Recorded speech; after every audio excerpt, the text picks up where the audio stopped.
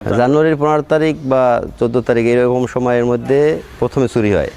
70-80 হাজার টাকার মালামাল নিয়েছিল। তখন ওই যে প্রশাসনরা জানানো হয়েছে, এটার দায়িত্ব যে আছে নাজিরা ছিল, তারপর ইউনো ম্যাডাম ছিল আগে, ওনারও জানানো হয়েছিল।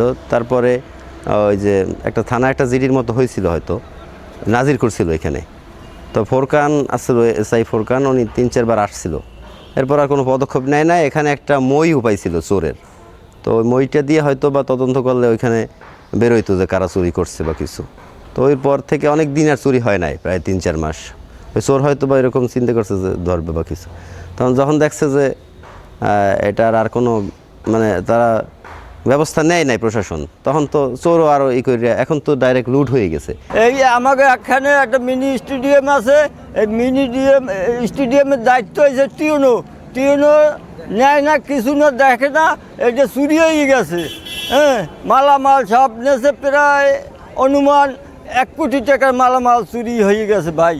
আপনাকে দ্বারা এইটা অনুরোধ, দেখেন এইটা 2জন লোক এখানে নিয়োগ দেওয়া উচিত ছিল টিউনোর, হ্যাঁ দেয় নাই। গত 2-3 দিনে অনেক টাকার, লক্ষ লক্ষ টাকার মাল নিয়ে গেছে। আর এটা অনেক দিন থেকেই, প্রায় 1 বছর থেকে কারেন্টের লাইনও নাই, মানে সংযোগ নাই। এই জন্য অন্ধকার থাকে বিদায় সহজ হয়। নইলে আপনি একটু ওদিকে দেখান, আপনি ওই যে রাস্তার পাশে, যেহেতু হাইওয়ের পাশে, আশেপাশে অনেক ঘরবাড়ি আছে, যদি কারেন্টের ব্যবস্থাটাও থাকতো অন্তত, তাইলে হয়তো বা চোরে নিত না।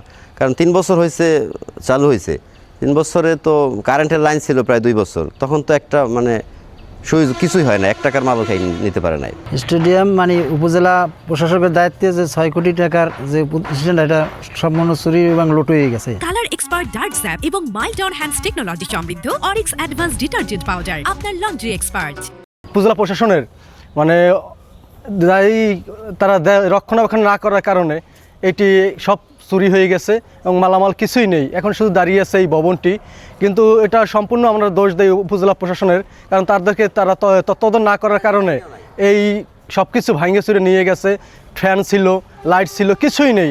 কারণ এটা দেখভাল দায়িত্ব ছিল উপজেলা প্রশাসনের, কিন্তু তারা না দেখার কারণে আজকে ভবনটি এই অবস্থা। স্টেডিয়ামটি কত মালা ছিল, ফ্যান, বাউল হইতে আপনার, তারপর এই স্যানিটারি মালামাল, কল, এটা মানে বিভিন্ন ধরনের একটা সাবমের্সিবল মোটর ছিল, সেটাও চুরি করে নিয়ে গেছে। প্রশাসনের অবহেলার কারণে কোটি কোটি টাকার মাল লুট হয়ে গেছে। আমাদের বাকেরগঞ্জ উপজেলা যে মিনি স্টেডিয়ামে যে বিষয়টি আপনি উপস্থাপন করেছেন, এই বিষয়ে ইতিপূর্বে 16/1/2026 তারিখে 862 নং জিডি মাধ্যমে আমরা থানাকে অবহিত করেছিলাম এই বিষয়ে প্রয়োজনীয় ব্যবস্থা গ্রহণ করার জন্য। ইতিমধ্যে আজকে আমি আবার আমাদের অফিসের প্রতিনিধি পাঠিয়ে কী মালামাল এখান থেকে হয়েছে সেগুলো তালিকা করা হয়েছে, এবং সেগুলো নিয়ে আবার পুনরায় আইনগত ব্যবস্থা নেওয়ার জন্য ওসি সাহেবের সাথে কথা বলা হয়েছে, এবং এই বিষয়ে আইনগত ব্যবস্থা নেওয়ার জন্য নির্দেশনা দেওয়া হয়েছে।